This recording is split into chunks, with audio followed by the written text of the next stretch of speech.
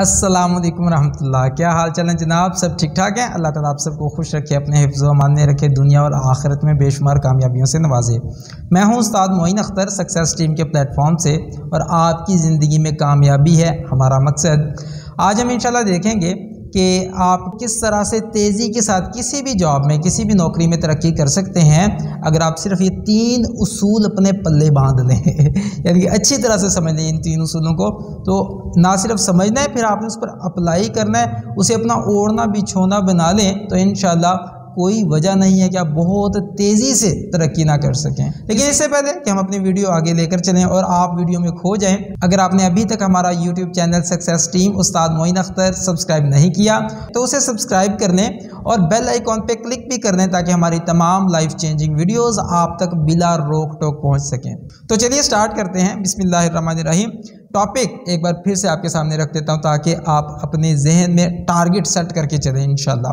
Topic है जी, किसी भी नौकरी में तेज़ी से तरक्की करनी है तो 3 उसूल जो आज बयान करने लगा हूं ये आपने ना सिर्फ अच्छी तरह से समझने हैं बल्कि आपने इस पर सही तरह से अमल करना शुरू कर देना है कंसिस्टेंसी के साथ। सबसे पहला उसूल क्या है?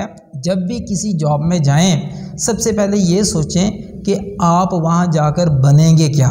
देखें, खुद से क्वेश्चन आपने ये नहीं पूछना वहाँ पर जाकर आपको मिलेगा क्या। मुमकिन है आप किसी ऐसी जगह पर जॉब के लिए जाएं जहाँ पर आपको सैलरी तो बहुत अच्छी ऑफर हो जाए, लेकिन लॉन्ग रन में आप कोई कीमती इंसान ना बन सकें, आपकी जो स्किल्स हैं उनमें इम्प्रूवमेंट ना आ सके, एंड मुमकिन है जहां आप खड़े हैं वहीं के वहीं रह जाएं और 10 साल बाद आप में बड़ी माइनर सी इंप्रूवमेंट आ सके। तो ज़हन में रखिएगा, ऐसी जगह पर जाने से कोई फ़ायदा नहीं है।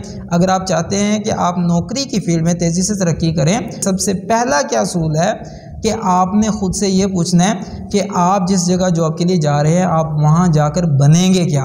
अगर आप ऐसी जगह पर जा रहे हैं जहाँ पर आप कुछ बन जाएंगे, रादर दैन कि आप ऐसी जगह पर जाएं जहाँ पर आपको सिर्फ टेम्परेरी तौर पे कोई अच्छी सैलरी ऑफर हो रही है, तो आपने जब फैसला ये कर लिया कि नहीं नहीं नहीं नहीं मैंने ये सोचना है कि मैंने बनना क्या है, मैं कीमती बनूंगा कि नहीं बनूंगा, वहाँ पर जाकर मुझ में कोई लीडरशिप स्किल्स आ जाएंगी या नहीं आएंगी, या मेरी कोई इंटरपर्सनल स्किल्स इंप्रूव हो जाएंगी, या मुझ में कोई ऐसा प्रैक्टिकल किस्म का नॉलेज मेरे पास आ जाएगा जो कि इंतहाई प्रीशियस होगा, इंतहाई कीमती होगा, और उस बेस पर मेरी कीमत कहीं ज़्यादा बढ़ जाएगी।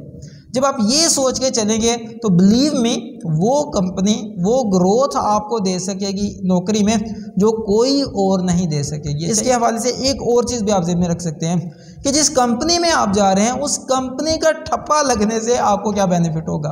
क्योंकि मैं ऐसे बहुत सारे लोगों को जानता हूं जिन्होंने जस्ट टेम्परेरी बेसिस पे उन्होंने सोचा कि यार ऐसे महसूस हो रहा है जैसे सैलरी तो बहुत कम है, लेकिन मुझे करना क्या चाहिए फिर? क्या किसी अच्छी सैलरी में जाना चाहिए या इस कंपनी को मुझे ज्वाइन करना चाहिए? क्योंकि इस कंपनी का जिसके साथ मोहर लग जाती है, जिसके साथ इसका ठप्पा लग जाता है, इसकी अटैचमेंट हो जाती है, उस बंदे की वैल्यू मार्केट में बड़ी तेज़ी से बढ़ जाती है। तो बिलीव में जिन लोगों ने ये फैसला किया कि यार मैं सैलरी पे फ़िलहाल कॉम्प्रोमाइज़ कर लूँगा लेकिन मैं सिर्फ इस कंपनी के साथ, इस ब्रांड के साथ जुड़ना चाहता हूँ, तो बिलीव मी वो जो ब्रांड है ना उसका सिर्फ आपके साथ टैग लग जाना ही आपकी वैल्यू को कई गुना बढ़ा सकता है। तो आपने सोचना क्या है? सबसे पहला उसूल है कि आप बनेंगे क्या, कितने कीमती हो जाएंगे, क्या क्या आपको लर्निंग्स मिलेंगी, क्या क्या आपको सीखने को मिलेगा, और आप कैसे एक कॉम्पिटेंट और ज़्यादा कीमती इंसान बन जाएंगे ताकि फ्यूचर में आप अगर उस कंपनी को छोड़ के किसी नई कंपनी में जाते हैं तो आपकी वैल्यू एकदम से जंप करके इंक्रीज़ हो इंशाल्लाह।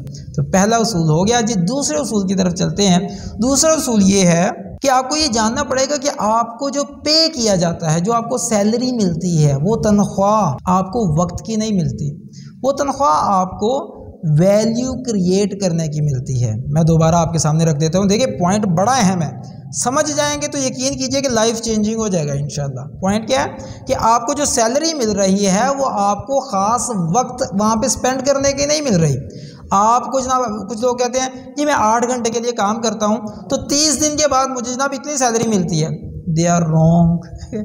अगर आपको अपने टाइम की वजह से सैलरी मिल रही हो तो आराम से घर में बैठे, आपको फिर भी सिर्फ टाइम स्पेंड करने की सैलरी मिल जाए। हालांकि हकीकत यह है कि आपको कोई ना कोई वैल्यू क्रिएट करने की सैलरी मिलती है।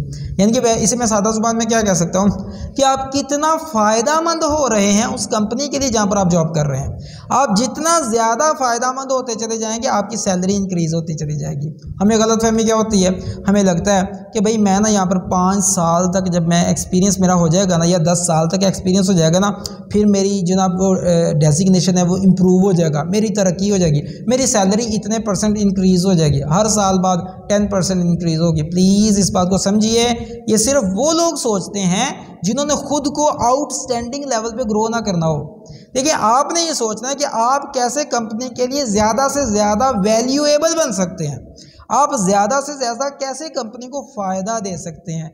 जब आप ज़्यादा से ज़्यादा फ़ायदा देने के लिए नई नई स्ट्रैटेजीज़ ढूंढेंगे, नए नए तरीके तलाश करेंगे और out of the box thinking के ज़रिए से नई नई हिकमत अमलियाँ लेकर आएंगे कंपनी को ग्रो करने के लिए, तो बिलीव मी, जो लोग 10 साल में जितना ग्रो कर पाए हैं, आप 1 साल से भी कम अरसे में उनसे ज़्यादा ग्रो कर सकते हैं। अच्छा, इस बात को एक और अंदाज से समझने की कोशिश करते हैं।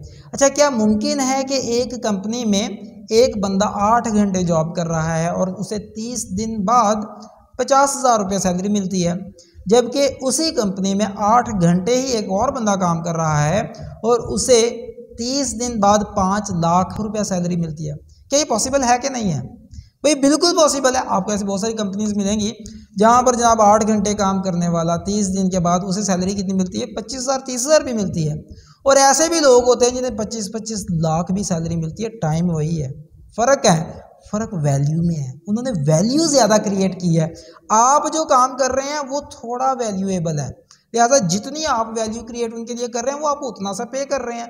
वो जो 25-30 लाख वाला है, बिल्कुल इतनी सैलरीज पे हो रही हैं, इनसे भी कहीं ज़्यादा पे हो रही हैं। तो ये वो लोग हैं जो कि वैल्यू कहीं ज़्यादा क्रिएट कर रहे हैं, कंपनी के लिए कहीं ज़्यादा फ़ायदेमंद साबित हो रहे हैं। लिहाजा कंपनी जो है उन्हें उससे कहीं ज़्यादा पे कर रही है जितना वो आपको पे कर रही है। क्यों? वो आपसे कहीं ज़्यादा फ़ायदा दे रहे हैं कंपनी को।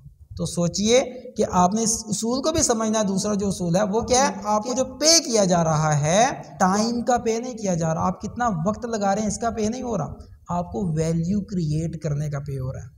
तीसरे उसूल की तरफ जाते हैं। अच्छा, ये जो तीसरा उसूल है ये मोस्ट फेवरेट है और इसमें 3 स्टेप्स हैं। अगर आप यकीन करिए एक इस उसूल को समझ जाए ना, समझ लें कि आपका बेड़ा पार है इंशाअल्लाह। अच्छा जी, उसूल क्या है? उसूल ये है, आपकी सैलरी कितनी होगी, आपको कितना ज़्यादा पे किया जाएगा, ये डिपेंड करता है 3 चीज़ों पे। पहली चीज़, आप जो सर्विसेज दे रहे हैं, जो आप खिदमात दे रहे हैं कंपनी को, क्या उसकी ज़रूरत है तो कितनी ज़रूरत है, पहली चीज़। दूसरा स्टेप ये है, आप जो सर्विसेज कंपनी को दे रहे हैं, यानी कि जो खिदमात दे रहे हैं कंपनी को, वो आपकी एबिलिटी कैसी है वो सर्विसेज देने की, आप कितने काबिल हैं, कितने बेहतरीन अंदाज से आप अपनी खिदमात कंपनी को दे सकते हैं। तीसरी बात यह है, कितना मुश्किल है आपको रिप्लेस करना। दोबारा से सुनिए कि मैं फिर अर्ज कर रहा हूँ, ये जो पॉइंट है ना, ये 3 स्टेप फार्मूला, अगर आप इस बात को समझ जाते हैं, ये जो मैं तीसरे स्टेप पे बात कर रहा हूँ, इसमें जो 3 पार्ट्स हैं, यकीन कीजिए ये आपके लिए लाइफ चेंजिंग होगा इंशाल्लाह। अप्लाई आपने करना है, रिजल्ट पक्का है इंशाल्लाह।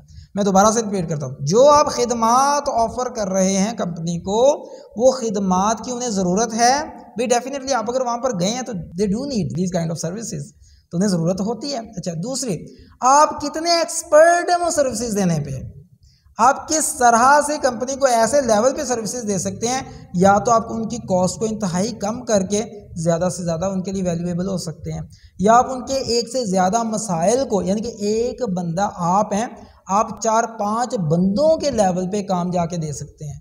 यानी कि एक बंदा अगर 5-6 बंदों को रिप्लेस करने की पोजीशन में इतना कॉम्पिटेंट है अपनी सर्विसेज देने में, तो इसका मतलब है कि यू आर वैल्यूएबल।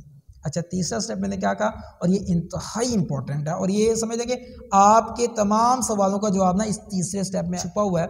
और वो है क्या कि भाई आपको रिप्लेस करना कितना मुश्किल है। अगर आप ऐसे बंदे हैं जिन्हें रिप्लेस करना बड़ा आसान है, कोई टेंशन नहीं, आपको निकालेंगे तो 10 और आ जाएंगे आपकी जगह पर, आप कभी ग्रो नहीं कर पाएंगे। मैं आपको अल्टीमेटम दे रहा हूँ, एक तरह से समझ जाइए इस बात को। अगर आपको रिप्लेस करना इंतहाई आसान है तो सर आपकी सैलरी इंप्रूव होना बहुत मुश्किल है, और आपकी ग्रोथ बहुत आगे जाना इंतहाई लिमिटेड चांस है उसके। वजह उसकी क्या है कि आपने खुद को ऐसा बनाना था कि आपको रिप्लेस करने की जब बात आती तो उस बंदे को 10 नहीं 10,000 बार सोचना पड़ा। अच्छा, दूसरे असूल में जो मैंने आपको बात बताई ना कि आप कंपनी के लिए वैल्यूएबल कितने हैं, एक बंदा जो 30,000 रुपया सैलरी ले रहा है ना, ऐसे बंदे को रिप्लेस करना बड़ा आसान होता है। एक जाएगा तो और 10 आ जाएंगे, लेकिन जो बंदा 30 लाख ले रहा है ना, ऐसे बंदे को रिप्लेस करना बड़ा मुश्किल होता है। क्यों?